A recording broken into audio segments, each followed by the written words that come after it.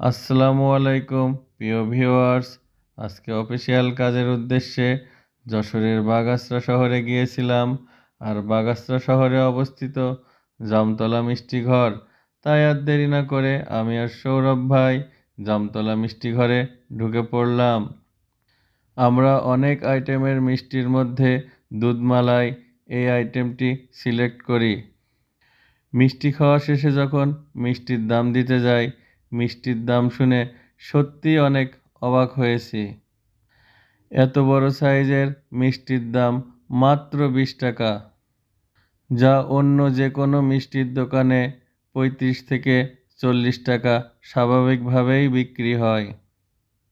আপনারা যারা বাগাসরা শহরে যাতায়াত করেন, তারা জামতলা মিষ্টি ঘরের এই আইটেমটি ট্রাই করে দেখতে পারেন। আমি খেয়েছি, আমার কাছে খুবই ভালো লেগেছে। আশা করি আপনাদেরও ভালো লাগবে। আজকে এই পর্যন্তই। দেখা হবে অন্য আরেকটি ভিডিওতে। আল্লাহ হাফেজ।